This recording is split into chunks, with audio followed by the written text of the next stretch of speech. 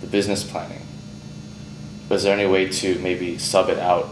That's one of the services in the back office, like incubator places that I Okay. talked about earlier. They're called, a lot of them, they're called fiscal agents. Yeah.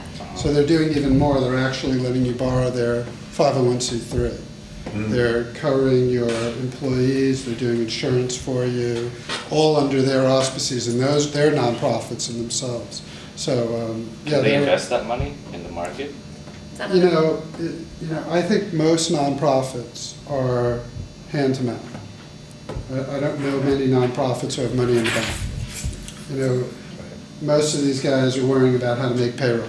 Bill Gates has a lot of That's the most important job we have, is to make payroll. Right, exactly. Number one. Right. I mean, most of the nonprofits I know are just trying to figure out how to. In terms of foundation money, there's It's very sophisticated, man. Very sophisticated man. They're not looking for they're new solutions. I mean, they have the most sophisticated people in the world managing their money. and even the smaller ones are being run through foundation, through community foundations. And they are sometimes a source of loan money as well as Yeah. grants. I mean, that's what they're there for, to nonprofits as they develop new programs or businesses. So what Adelaide mentioned a moment ago were program-related investments, or PRIs. And so those can either be equity or low debt. So we need growth capital, because we talk about our cash. We have a lot of revenue, but there's a lag time. We have, of 1,700 employees we have out there tutoring kids, and so and we get paid essentially 3 times a year. So we've got a cash flow like from July to November, and I've got $1.2 million payroll every 2 weeks. Right. And so we've got a bank line, $7.5 million bank line that helps us. And we had some capital to start with. But does the state ever give you a credit slip and say, we can't pay you now, we're going to pay you later? No, and the risk of that is actually the summer when they don't pay us anyway. So Right, we usually in June we actually have some cash. So but we have the seasonality that we have to cash flow, and so we have this opportunity to scale, but we don't have the net worth to borrow from the bank to cash flow the business. It pencils for a profit, but we just don't have the equity. Banks hate to lend money to nonprofits because they don't want to foreclose.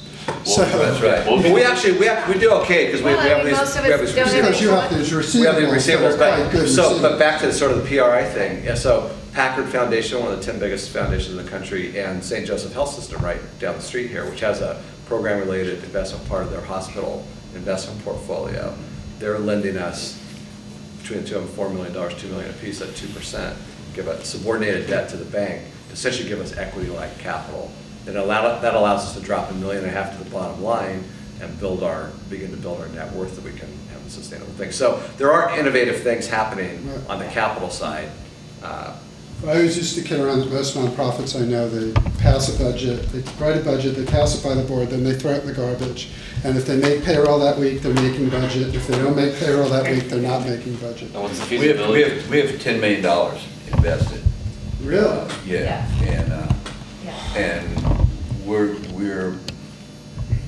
our caretaker we're going to go through a new program, and we're going to get some more expert guys to come and help us manage this investment that can be outside of our budget finance team, and so we're going to.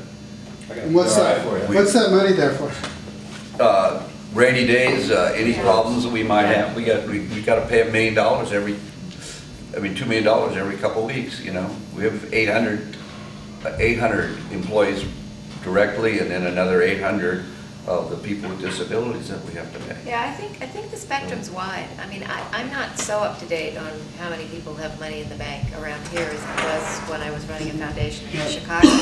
But in Chicago, we used to debate about, should we hold it against people that they have a year's worth of revenues bankrolled, which they did, so that if the state doesn't pay them for 9 months, they can still meet payment. We're finding less and less of that these days. So I think, I think some nonprofits have, and everybody should, if they can, have a piggy bank.